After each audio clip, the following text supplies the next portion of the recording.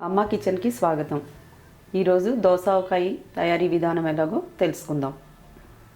కావలసిన పదార్థాలు: 1/2 కేజీ దోసకాయ. ముందుగా దోసకాయని కడిగి పొడి బట్టతో తుడిచి ఆరబెట్టాలి.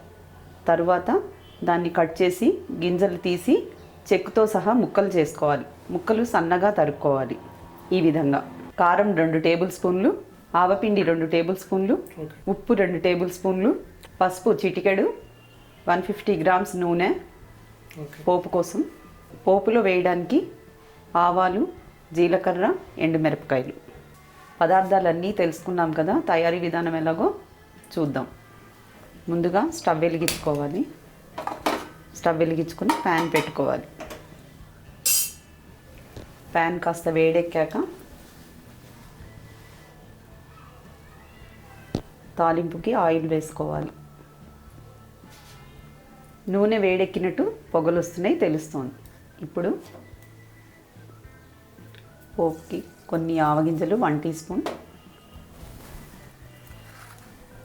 జీలకర్ర 1 టీ స్పూన్, ఇంగువ చిటికెడు,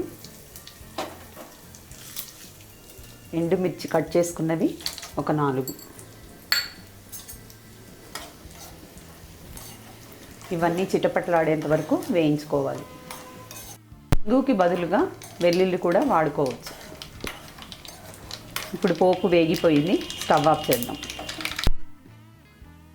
ఇందాక తరిగి ఉంచుకున్న ముక్కల్లో నూనె వేసి బాగా కలపాలి. నూనె వేయడం వల్ల మనం వేసే మిశ్రమం అంతా అన్ని ముక్కలకి సమానంగా పడుతుంది. ఇప్పుడు కప్పులో ఇందాక తీసుకున్న కారం, ఉప్పు, పసుపు, ఆవపిండి అన్నీ వేసి ముక్కలన్నిటికీ పట్టేటట్టు సమంగా బాగా కలుపుకోవాలి. ఇందాక వేయించిన పోపు ఈలోగా చల్లారుతూ ఉంటుంది. నూనె బాగా చల్లారిన తర్వాత కలిపితే దోసకాయ పాడవకుండా ఉంటుంది. వేడి వేడి నూనె వేయరాదు ఇందులో. ఇప్పుడు చల్లారిన నూనె కాస్త చల్లారింది. ఈ పోపునంతటిని ఇందులో కలుపుకోవాలి. ఇందులో బాగా కలుపుకొని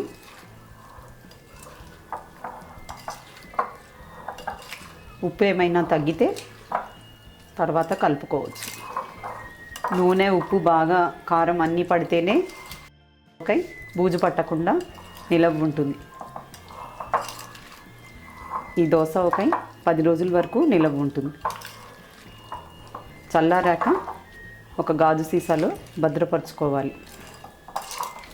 గాజు సీసాలో భద్రపరచడం వల్ల తాజాగా ఉంటుంది.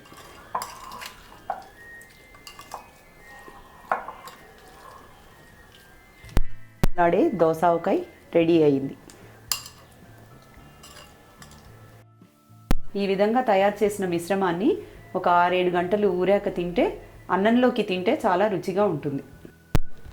చూసారుగా, దోసకాయ బాగా ఊరి చక్కగా కనిపిస్తుంది. దీనిలో దోసకాయలోని నీరు, మనం వేసిన తాలింపు అన్నీ కలిపి ఒక 6 గంటలు లేదా పక్క రోజు తిన్నా చాలా రుచిగా ఉంటుంది. మీరు కూడా ట్రై చేసి రుచి చూసి మీ కామెంట్స్ కింద పోస్ట్ చేయండి. Thank you for watching. Please subscribe our channel. ధన్యవాదాలు.